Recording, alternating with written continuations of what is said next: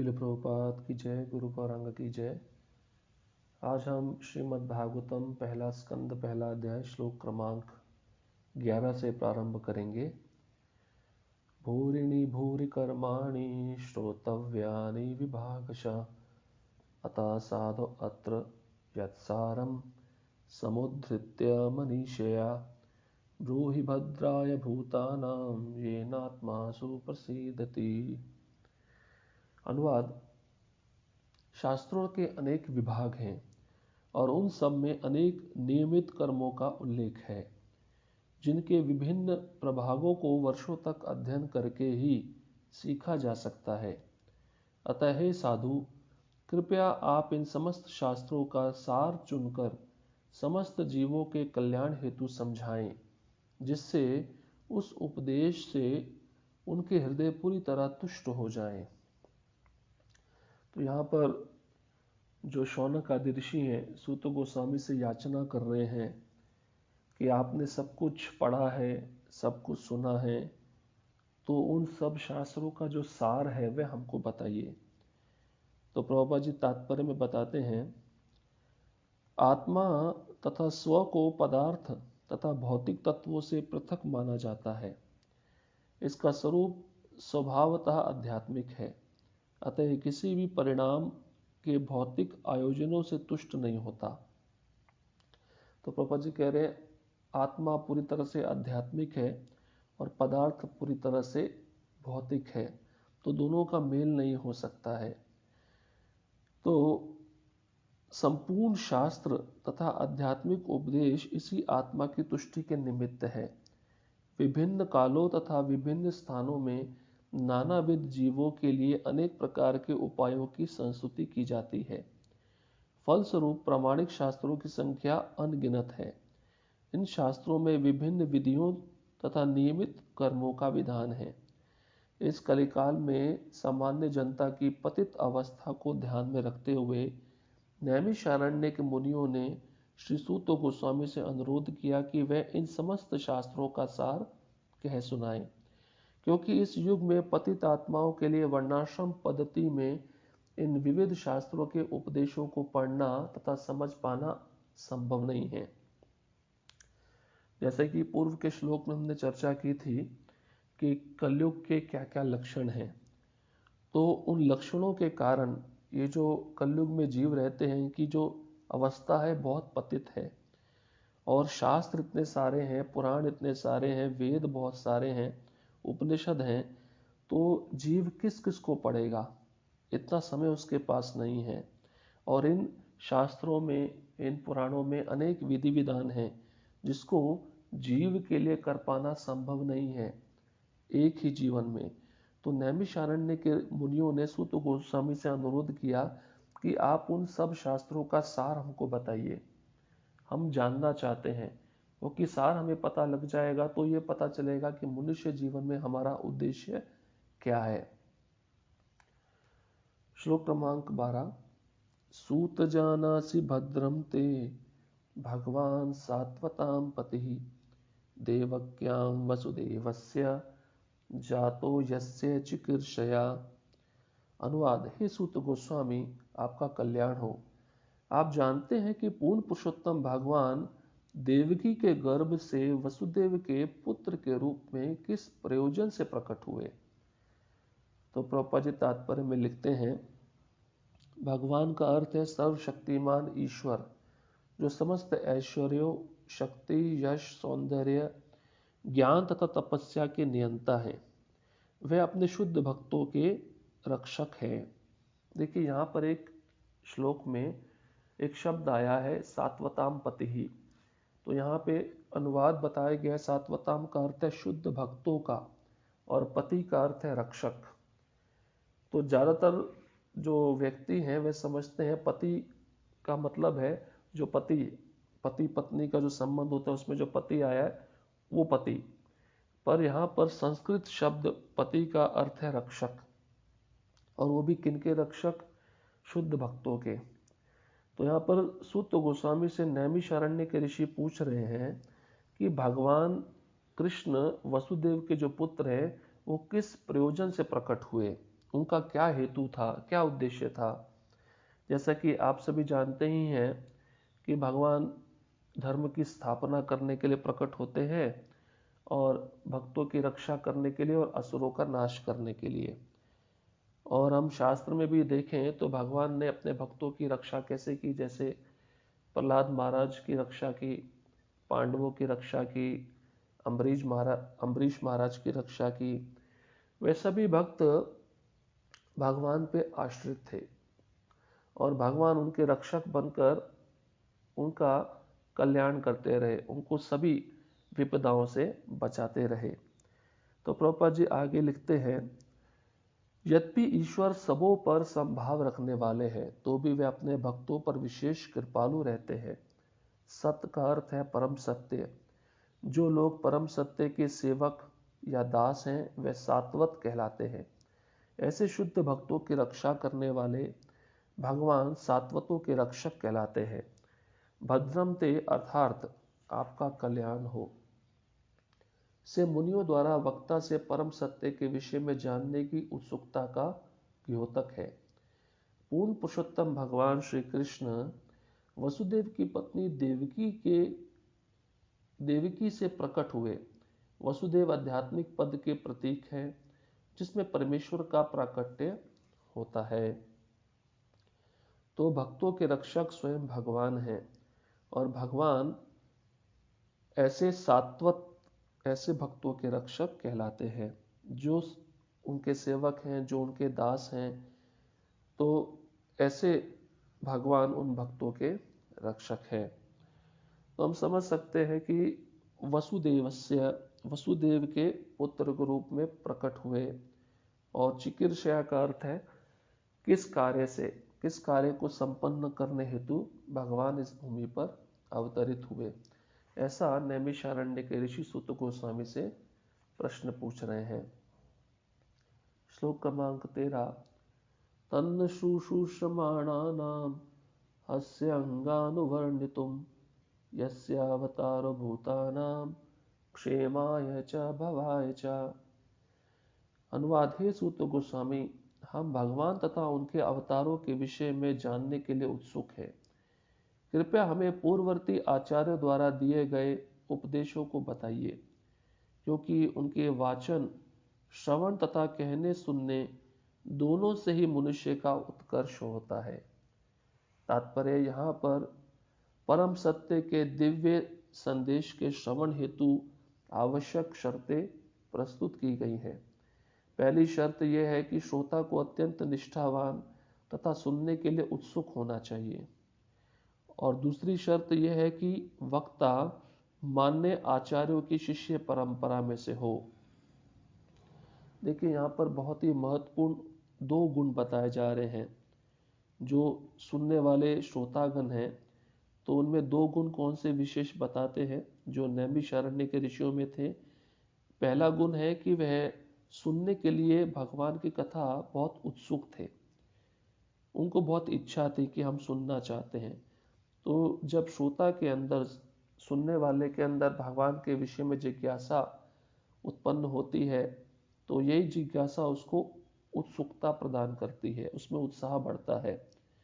और वह सुनते भी कैसे, अत्यंत निष्ठावान होकर, उनकी पूरी श्रद्धा रहती है। और दूसरी शर्त बताते हैं अनुवर्णितम, मतलब पूर्ववर्ती आचार्यों का अनुगमन करते हुए व्याख्या आपने की है। इसका अर्थ है कि वह जो वक्ता है वह आचार्यों की शिष्य परंपरा में से होना चाहिए। अगर किसी और परंपरा में से होगा जो प्रामाणिक नहीं है तो वह भगवान का ज्ञान हमको प्रदान नहीं कर पाएगा। तो ये 2 लक्षण हैं। जब सुनना है तो प्रामाणिक परंपरा में आए हुए आचार्यों से ही श्रवण करना चाहिए और उन श्रोता के अंदर अत्यंत निष्ठावान और सुनने के लिए उत्सुक होना चाहिए। प्रभुपाद जी आगे बताते हैं, जो लोग भौतिकता में लिप्त रहते हैं वे परमेश्वर के दिव्य संदेश को नहीं समझ पाते। प्रामाणिक गुरु के निर्देशन में मनुष्य धीरे धीरे शुद्ध होता जाता है। अतः उसे शिष्य परंपरा में होना चाहिए और विनीत भाव से श्रवण करने की कला सीखनी चाहिए। सूत गोस्वामी तथा नैमिषारण्य के ऋषि मुनि इन शर्तों को पूरा करते हैं, क्योंकि शिल सूत गोस्वामी शिल व्यासदेव की परंपरा के हैं और नैमिषारण्य के ऋषि मुनि निष्ठावान जीव हैं जो सत्य जानने के लिए ललायित हैं। तो यहाँ पर प्रभुपाद जी बता रहे हैं कि अगर कोई भौतिकता में लिप्त है तो वह भगवान के संदेश को नहीं समझ पाएगा। व्यवसायित्मिका बुद्धि एकः कुर्नंदना बहुशाखा ही अनंतश्च बुद्धियो अवसायिनाम। कृष्ण गीता में अर्जुन को कहते हैं जिसकी व्यवसायित्मिका बुद्धि है। व्यवसायित्मिका मतलब आप समझिए, व्यवसाय मतलब कोई धनी व्यक्ति है। मान लीजिए एक उदाहरण के रूप में आपको समझाते हैं। एक धनी व्यक्ति अपना रात के समय बहुत देर हो गया दुकान बंद करके जा रहा है और जैसे ही आधे रास्ते पे पहुंचा, घर की तरफ जा रहा है, तो एक ग्राहक उसको मिल गया, कस्टमर, और उसने बोला आपने दुकान बंद कर दिया? तो उसने पूछा हाँ बंद कर दिया। बोले मुझे कुछ सामान खरीदना था। तो तुरंत उस जो दुकान का मालिक है उसको पैसे का विचार आएगा, चलो पैसा आ गया, चाहे देर हो रहा है कोई बात नहीं, वो जाके तुरंत दुकान खोलेगा और उसको जो भी वस्तु चाहिए वह दे देगा और उससे सब पैसा ले लेगा। तो आप देखिए जो नोट गिनते हैं ना, पैसे जो गिनते हैं, उनके हाथ बहुत तेज चलते हैं, वो क्योंकि बुद्धि उसी में लगी होती है, बिल्कुल कॉन्सेंट्रेट होते हैं। तो उसको कहते हैं व्यवसायित्मिका बुद्धि। अगर ऐसी व्यवसायित्मिका बुद्धि हमारी कृष्ण में लग जाए, जैसे गोपियों की व्यवसायित्मिका बुद्धि थी, उनका उठना बैठना खाना पीना चलना सोना सब कृष्ण के लिए था, उनके मन में सदैव कृष्ण का ही वास रहता था। तो ऐसी व्यवसायित्मिका बुद्धि होती है तो वह अपने मार्ग से च्युत नहीं होता, भटकता नहीं है। तो हमें बहुत अपनी बुद्धि को फोकस्ड होके एकाग्रता पूर्वक कृष्ण पे लगाना पड़ेगा।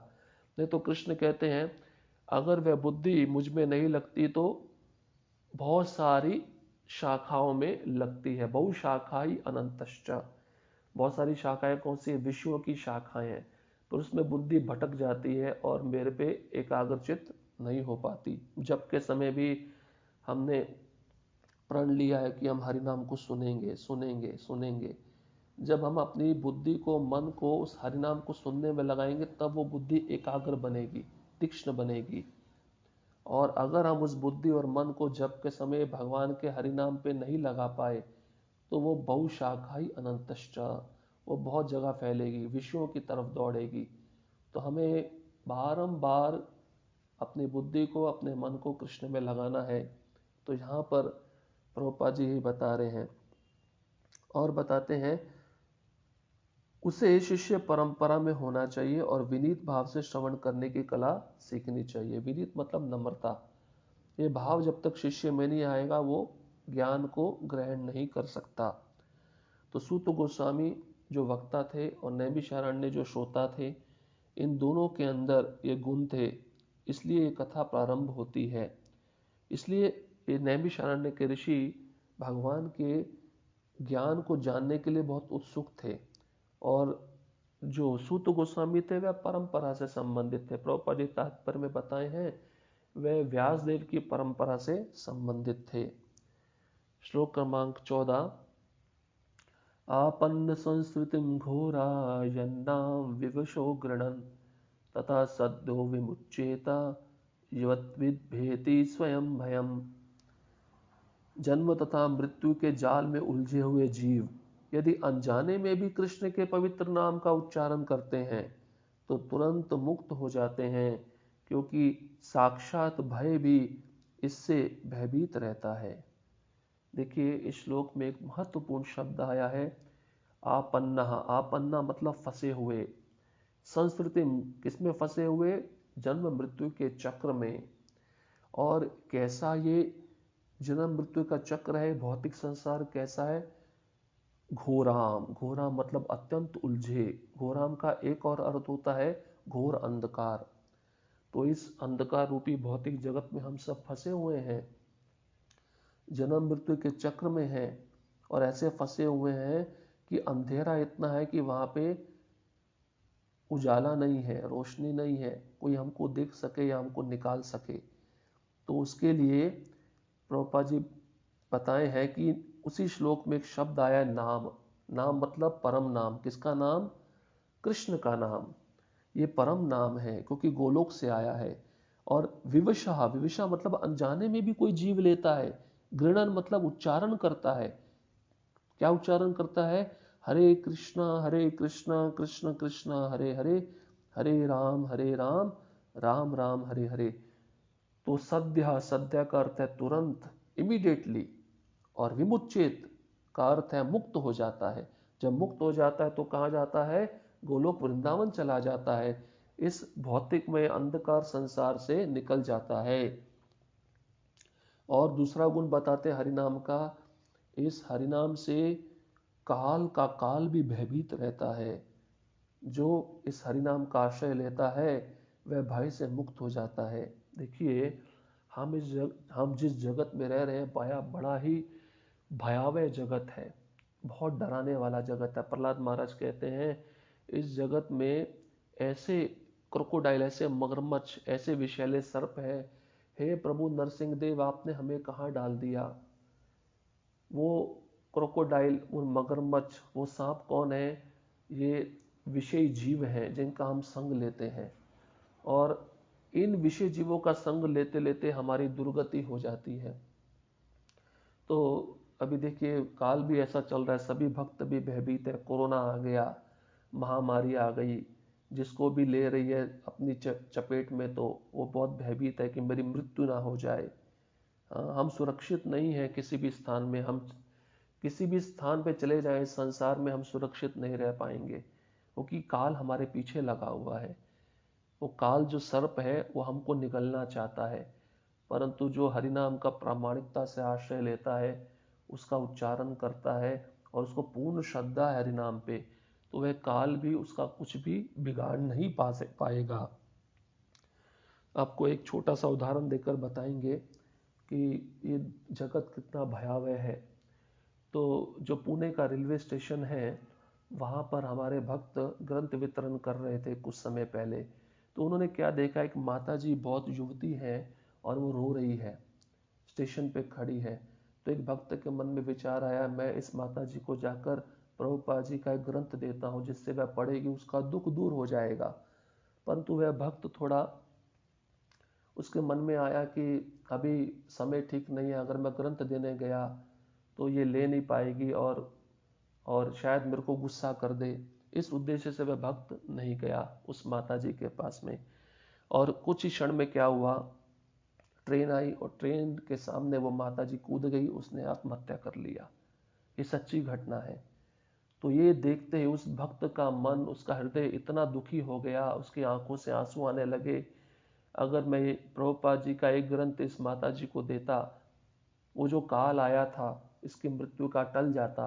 ये थोड़ा बहुत उस ग्रंथ को खोलती या पढ़ती और बच जाती। तो देखिए कितना महत्वपूर्ण है। हम तो समझ गए हैं कि दिव्य ज्ञान क्या है, हमको दूसरों को भी देना है। कृपा करके दूसरों को मृत्यु के काल से छुड़ाइए। तो इसी श्लोक में बताते हैं कि विचलित होकर भी अत्यंत दीन भाव से कोई हरिनाम का आश्रय लेता है तो इस घोराम, इस अंधकार में जगत से वो मुक्त हो जाएगा। प्रभुपाद जी तात्पर्य में बताते हैं, वासुदेव अथवा पूर्ण पुरुषोत्तम भगवान कृष्ण सभी के परम नियंता हैं। इस सृष्टि में कोई ऐसा नहीं है जो सर्वशक्तिमान के क्रोध से भयभीत ना हो। रावण, हिरण्यकशिपु, कंस जैसे विकट असुर तथा ऐसे ही अन्य शक्तिशाली जीव भगवान द्वारा मार डाले गए। पराक्रमी वासुदेव ने अपनी सारी निजी शक्तियां अपने नाम को प्रदान कर रखी है। प्रत्येक वस्तु उनसे संबंधित है और प्रत्येक वस्तु की अपनी पहचान उनमें ही निहित है। यहाँ पर यह कहा गया है कि कृष्ण के नाम से साक्षात भय तक भयभीत रहता है। यह इस बात का सूचक है कि कृष्ण का नाम भगवान श्री कृष्ण से अभिन्न है। अतः कृष्ण का नाम स्वयं कृष्ण के ही समान शक्तिमान है, उनमें तनिक भी अंतर नहीं है। अतः बड़े से बड़े संकट की स्थिति में भी भगवान श्री कृष्ण के पवित्र नाम का लाभ उठाया जा सकता है। कृष्ण के दिव्य नाम को चाहे अनजाने में या बाध्य होकर उच्चारित करने पर जन्म तथा मृत्यु की झंझट से उबरा जा सकता है। तो उदाहरण अजामिल का भी हम देखते हैं। अजामिल अंत में अपने अपना रक्षण करने के लिए अपने पुत्र का नाम उच्चारण किया जो नारायण था। तो देखिए, विश्वनाथ चक्रवर्ती ठाकुर अपने टीका में लिखते हैं कि नारायण शब्द में 4 अक्षर हैं। तो जैसे ही उसने नारायण नाम उच्चारण किया तो भगवान विष्णु के 4 दूत उसको लेने के लिए आ गए, क्योंकि 4 अक्षर थे। तो आप सोचिए, फिर हम तो 16 अक्षर का 16 शब्द का 32 अक्षर का महामंत्र जप करते हैं, तो हमको कितने पार्षद लेने के लिए आएंगे भगवान के। और वो तो अपने पुत्र का नाम समझ के पुकारा था। तो आप सोचिए, जो भक्त दीन भाव से प्रेम पूर्वक निष्ठावान होकर और बहुत समर्पित होकर भगवान का नाम उच्चारण कर रहे हैं, तो भगवान उनको क्यों नहीं लेने आएंगे।